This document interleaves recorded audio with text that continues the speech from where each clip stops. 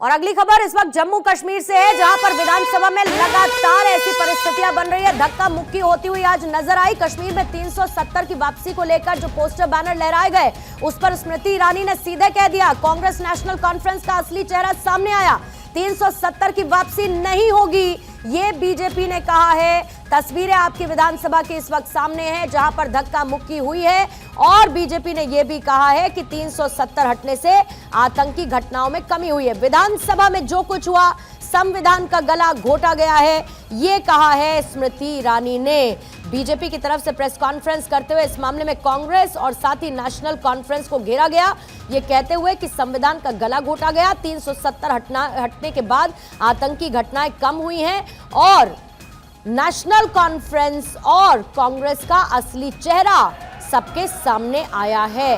अब से थोड़ी देर पहले बीजेपी ने प्रेस कॉन्फ्रेंस करते हुए हमला बोला नेशनल कॉन्फ्रेंस और कांग्रेस पर। ये देखिए वो बैनर पोस्टर जिसमें रिस्टोरेशन की मांग की जा रही है 370 और साथ ही 35A को लेकर। यह आज पहले दिन नहीं है जब विधानसभा में ऐसा हंगामा हुआ हो। आज स्थिति ये तक आ गई कि भाजपा के 3 विधायक घायल हुए, बीजेपी के 3 विधायक घायल हुए, जिसके बाद मार्शल्स ने उनको बाहर निकाला है। स्पीकर ने कहा कि यह मछली मंडी नहीं है।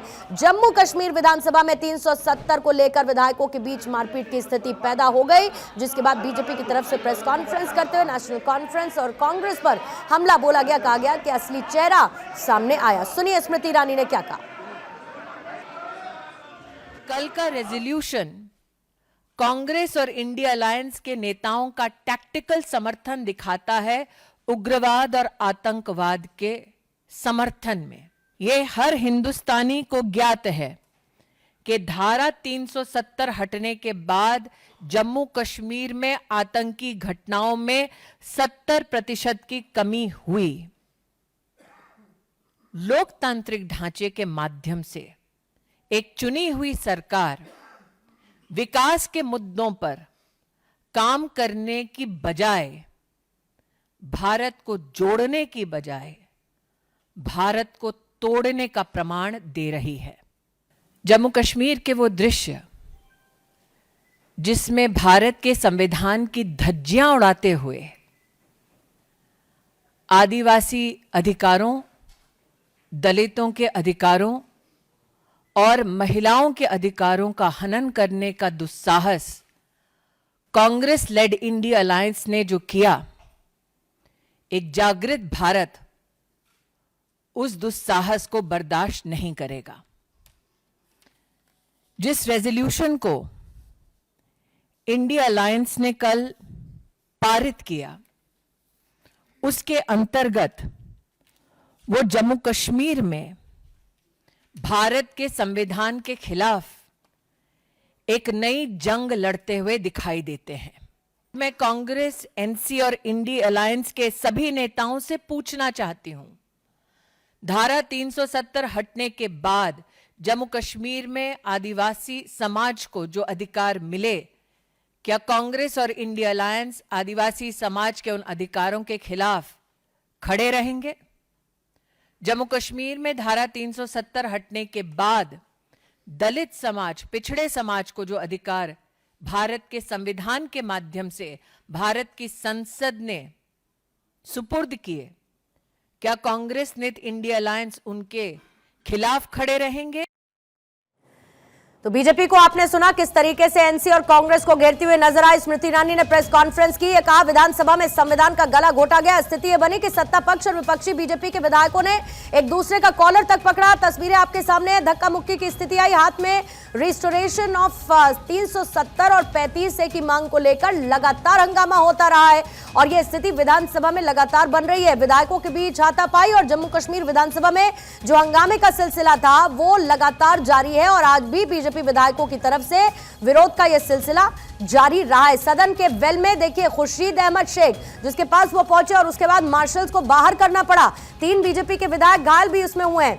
हमारी पॉलिटिकल एडिटर आदिति नागर इस वक्त और ज्यादा जानकारी के साथ जुड़ चुकी है। आदिति, ये तो बहुत क्लियर है कि 370 और 35A के रिस्टोरेशन की मांग जो विधानसभा में उठ रही है, it is nothing but a clear politics, और अपने अपने एजेंडे को विधानसभा में उठाते हुए जनता को एक मैसेज दिया जा रहा है कि हम आपके लिए सोच रहे हैं, हम आपके हित की आवाज उठा रहे हैं। लेकिन सबसे बड़ी बात, बीजेपी अब ये कह रही है कि संविधान का गला घोटा जा रहा है विधानसभा के अंदर। देखिए, जो बीजेपी कर रही है या जो एनसी कर रही है वो क्लियर कट पॉलिटिक्स है। लेकिन सवाल उठता है कि ये शुरू कैसे हुआ। सबसे पहले तो उस राजनीति का जिक्र कर लेते हैं पूर्णिमा, जो पिछले 2 दिन से हो रही है। जब पहले भाषण में एलजी ने ये कहा कि मैं उस सरकार से आता हूं जो प्रतिबद्ध है जम्मू कश्मीर को राज्य का दर्जा दिलाने के लिए, लेकिन किसी भी राज्य का दर्जा, और खास तौर पे जब स्पेशल स्टेटस की, स्पेशल राज्य की बात हो जो कि जम्मू कश्मीर है, जिससे देश की सुरक्षा का मुद्दा जुड़ा हुआ है, तो जाहिर तौर पे ये एक प्रोसीजरल, लीगल और तमाम तरीके के हिसाब से ये होगा। अब देखिए, एनसी की सरकार जब से बनी है उमर अब्दुल्ला की, तब से पहले दिन से लेकर आखिरी दिन, जीत के बाद के पहले भाषण से लेकर कैबिनेट की पहली बैठक से लेकर हर मुद्दे में राज्य को स्पेशल, जम्मू कश्मीर को राज्य का दर्जा दिलाने की बात पर बात हो रही है। अब सवाल ये उठता है कि क्या असेंबली ये कर सकती है? तो जवाब है नहीं कर सकती। क्या आप कर सकते हो? वो ये है कि आप लॉ एंड ऑर्डर का ध्यान रखो। आप होम मिनिस्ट्री जो रिपोर्ट लेती है, उस रिपोर्ट में ये आना चाहिए कि सक्षम है राज्य सरकार कि वो border security, law and order, infiltration, militancy, इन सभी में कमी लाई है, कसावट लाई है। तब जाकर कहीं जो सुप्रीम कोर्ट ने भी कहा था कि राज्य का दर्जा दे देना चाहिए, वो भी तभी संभव होगा जब ग्रीन सिग्नल होगा law and order, militancy, infiltration को लेकर, तब जाके गृह मंत्रालय इस पर ग्रीन सिग्नल देगा और फिर केंद्र सरकार इस बात को संसद भवन में रखेगा, संसद भवन में बिल पारित होगा, विपक्षियों का साथ मिलेगा, तब जाके ये राज्य का दर्जा मिल सकता है। तो क्लियर कट बात है पूर्णिमा कि अगर फिर भी एनसी की सरकार, उमर अब्दुल्ला एक ही एक राग गाते रहेंगे, तो क्या उससे राज्य का दर्जा मिल जाएगा? सवाल है नहीं। अब बात करते हैं भारतीय जनता पार्टी। जाहिर तौर पे जब कोई अपनी केवल राजनीति चमकाए तो विपक्षियों का काम है सरकार को बैकफुट पे लाना, उसको असलियत बताना। लेकिन क्या इतनी असलियत के हाथापाई का मौका आ जाए? अब ये किसकी गलती है और कौन लाइन ड्रॉ करेगा कि विधानसभा में हाथापाई, वो भी जम्मू कश्मीर की, जिसमें हमारा पड़ोसी मुल्क पाकिस्तान भी देख रहा है क्या हो रहा है। हम अक्सर पाकिस्तान के हालातों को देखते हैं, जम्मू कश्मीर में हो रही हाथापाई, बिल को फाड़ देना, वेल में आ जाना, और समझ आता है। देखिए, विपक्षियों का काम है सरकार को उनकी गलतियों को बताना, और सरकार यहाँ गलत है कि वो बिल पास करेगी और केवल एक ही एजेंडा के इर्द गिर्द घूमेगी। जम्मू कश्मीर ने लोकतांत्रिक रूप से जनता ने वहाँ वोट किया, किसी भी तरह की पत्थरबाजी, कोई भी हाहाकार नहीं हुआ। क्यों वोट किया? क्योंकि वो अपने हुक्मरान चाहती थी। और क्यों चाहती थी? वो चाहती थी कि उसको राशन मिले, वो चाहती थी तरक्की हो, वो चाहते थे कि एजुकेशन हो, वो चाहते थे कि बच्चे स्कूल जाए, वो चाहते थे कि कर्फ्यू ना लगे, वो चाहते थे बिजली, पानी, ये सब कुछ सही हो। क्या इस पर बात हुई? क्या जो मूल मुद्दे हैं उस पर बात हुई? सब केवल और केवल आप राज्य का दर्जा दिलाने पर जनता को गुमराह कर रहे हैं, जो विपक्ष का आरोप है। तो ये आरोप तो सही है, लेकिन चाहे फिर वो एनसी के नेता हो, चाहे भाजपा के नेता, जो विधानसभा में हुआ वो गलत है। इसको लेकर लेकिन सबसे बड़ी बात अदिति, लेकिन सबसे बड़ी बात जो हम लगातार चर्चा कर रहे थे, जम्मू कश्मीर में जब विधानसभा चुनाव हुए, उमर अब्दुल्ला की सरकार बनकर आई, आपको बहुत अच्छे से याद होगा उमर अब्दुल्ला की तरफ से जो पहला बयान सामने आया था वो ये कि हम जानते हैं कि 370 वापस हम नहीं ला सकते हैं, जिसने लिया है वापस वही इसको दोबारा लागू कर सकता है। जब ये बात बहुत क्लियर थी और उसके बाद इस तरीके से विधायक वेल में आकर हंगामा करेंगे कि ये कहना पड़े कि भाई ये तो मछली बाजार बना हुआ है, जिस तरीके की तस्वीरें विधानसभा से देखने को मिल रही हैं, तो डबल स्टैंडर्ड क्लियरली रिफ्लेक्ट होता है नेशनल कॉन्फ्रेंस और कांग्रेस का। बिल्कुल क्लियरली रिफ्लेक्ट होता है, क्योंकि जब आप कर ही नहीं सकते तो आप एक ही एक बात को रोते पीटते रहेंगे, क्या उससे संभव होगा? आप सरकार में आए हैं, आपको 10 साल बाद ये जिम्मेदारी मिली है, तो आप उसको ठीक तरीके से यूटिलाइज नहीं करना चाहते। आप वही राजनीतिक मुद्दों के इर्द गिर्द घूमना चाहते हैं कि हम एक ही बात पर रोते रहेंगे, सिंपैथी लेते रहेंगे और बेचारे बने रहेंगे कि अरे हमने तो कोशिश की लेकिन केंद्र सरकार अपने हिसाब से चीजें कर रही है। देखिए, नरेंद्र मोदी ये बात चुनावी भाषण में भी कह चुके हैं, संवैधानिक रूप पे भी है कि अगर कोई राज्य का दर्जा वापस दिला सकता है तो वो केवल और केवल नरेंद्र मोदी या केंद्र सरकार या मोदी 3.0 ही करा सकता है।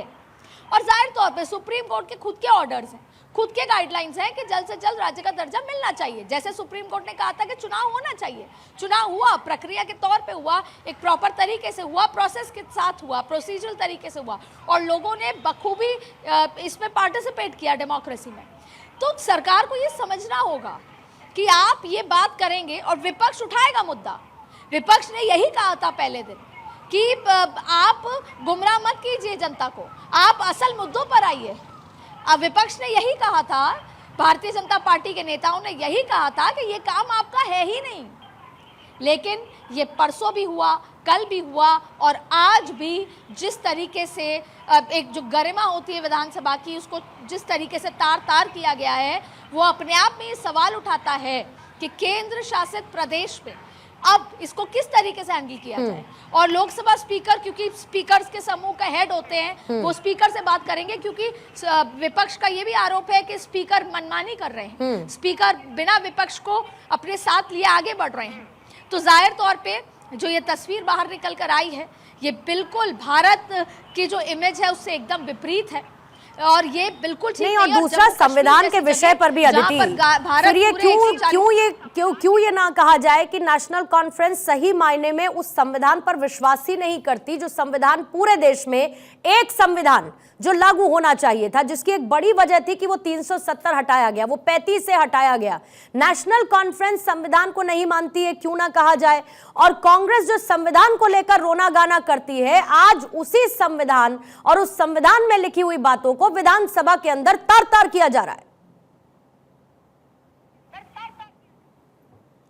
सवाल किया जा रहा है और जाहिर तौर पे जिस संविधान के खतरे की बात विपक्ष करती थी, जिस उस तरीके से बात होती थी कि हम जब शपथ ली गई तो कॉन्स्टिट्यूशन की कॉपी लेकर हाथ में की गई, जब चुनाव प्रचार हुआ तो हर जगह संविधान के लिहाज से कि अगर भारतीय जनता पार्टी आई तो संविधान बदल दिया जाएगा, इन तमाम बातों को आज खुद ही अपनी ही बातों को विपक्ष जो है, जो पूरा इंडिया गठबंधन में जो आता है, वो तार-तार कर रहा है, जैसा आप कह रही है पूर्णिमा। क्योंकि जब संवैधानिक रूप से आपके राज्य को दर्जा तब दिया जाएगा जो पार्लियामेंट के अंदर होगा। पार्लियामेंट ये कहता है, संविधान ये कहता है कि उसको केंद्र सरकार जब बिल पेश संसद भवन में करेगी, जब वो पारित होगा तभी लागू हो सकता है और उससे पहले भी होम मिनिस्ट्री की, रक्षा मंत्रालय की अप्रूवल चाहिए होगा। तो ऐसी स्थिति में ये सवाल लाजमी है कि क्या उमर अब्दुल्ला अब संविधान को नहीं मानते?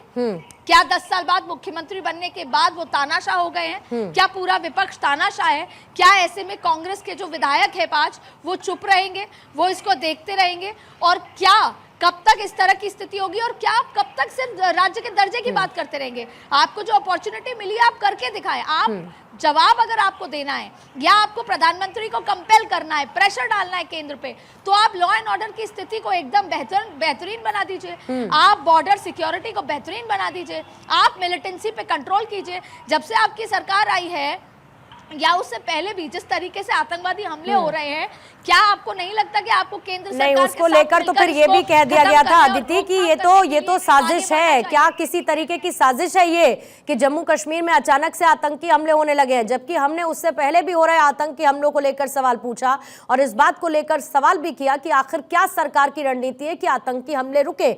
बहुत बहुत शुक्रिया अदिति आपका जानकारी के लिए इस पर विस्तार से। लेकिन जो तस्वीरों में आपको हाथों में बैनर पोस्टर लिए हुए खुर्शीद अहमद शेख नजर आ रहे हैं, दरअसल वो इंजीनियर रशीद के भाई, इंजीनियर रशीद जो खुद इस बार चुनावों में शामिल हुए, चुनाव लड़ा, हार गए, उसके बाद वापस चले गए अब जेल, उनको उस वक्त के लिए बाहर निकाला गया था और उन्हीं के भाई आज हाथों में बैनर पोस्टर लेकर 370 और 35A के रिस्टोरेशन की मांग विधानसभा में उठा रहे थे।